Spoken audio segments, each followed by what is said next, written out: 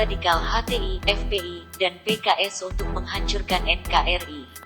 Kehebohan tentang Edi Mulyadi yang menghina Kalimantan sebagai tempat jin buang anak kemarin menyisakan pertanyaan yang sangat krusial, benarkah para kaum radikal di Indonesia telah bersatu? Ini ditilik dari sejumlah fakta bahwa ia tidak sendirian ketika jumpa pers mengkritisi Ibu Kota Baru (IKN). Beberapa tokoh hadir dari lintas ideologi dan lintas organisasi, namun satu kepentingan, yaitu menghancurkan NKRI. Sebagaimana telah diulas sebelumnya, dalam konferensi pers Koalisi Persaudaraan dan Advokasi Umat (KPAU) yang tayang live di YouTube Ahmad Khozinuddin itu, hadir Irwan Syaifullah, anggota Dewan Pengurus Pusat (DPP) HTI dan Azam Khan, Sekjen Tim Pembela Ulama dan aktivis TPUA. Edi Mulyadi sendiri, yang statement rasisnya dikecam masyarakat Dayak, merupakan representasi PKS partai yang beragama Muslimin.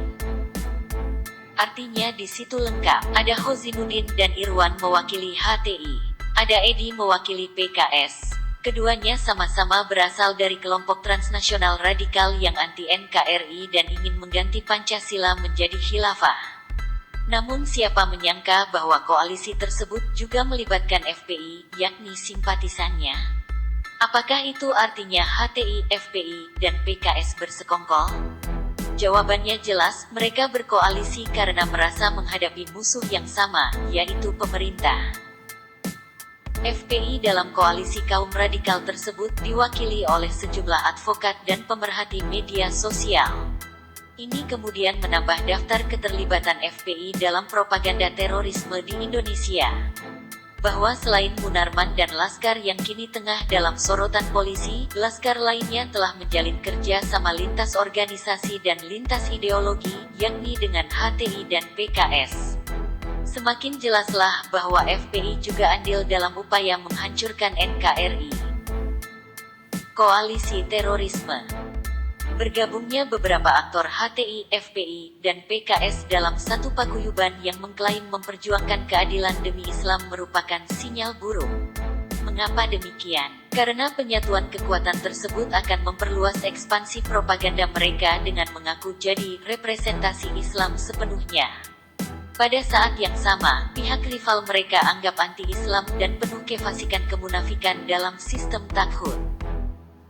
Jumat 28/1, besok, Edi Mulyadi akan menjalani pemeriksaan kepolisian atas kasus ujaran kebencian.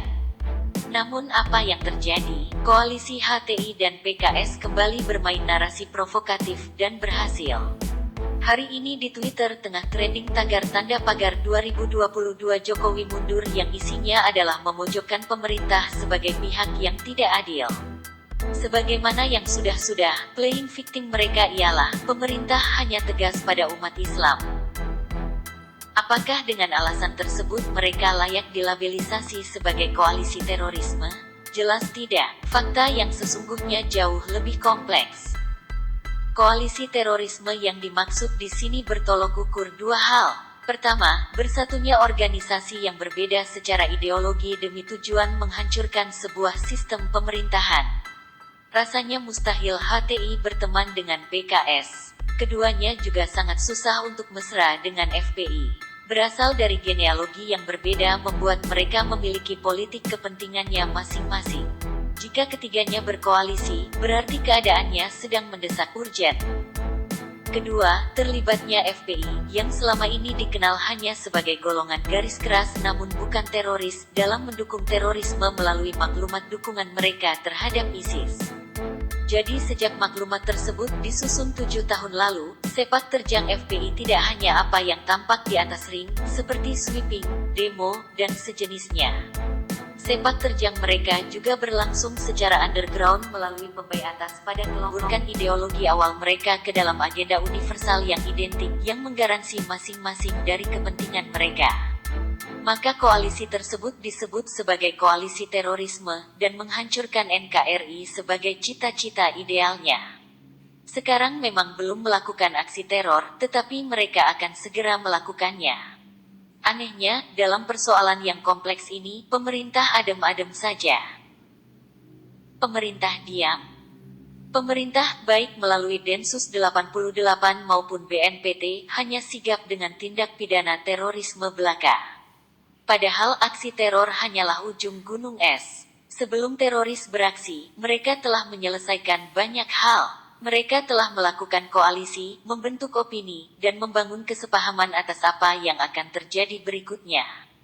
Ini semua tidak tersentuh oleh pemerintah, sehingga para pihak berwajib terkesan seperti diam. Dalam kasus Edi Mulyadi, para aktivis HTI telah sigap dengan menyediakan lawyer-lawyer mereka untuk membangun opini publik akan kecacatan hukum yang didakwakan. Pada kasus Munarman juga demikian, membandingkannya dengan kasus lain yang pada akhirnya mengesankan ketidakadilan pemerintah dalam penegakan hukum.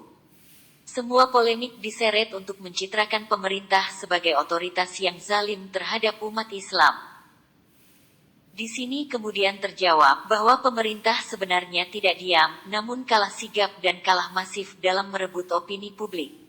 Harus diakui, seandainya tidak ada relawan yang mengungkap siapa aktor-aktor di balik konferensi pers KPAU yang menelanjangi rencana pemerintah Ihwal IKN kemarin, siapa yang akan menyadari bahwa mereka semua adalah para aktivis khilafah yang anti NKRI?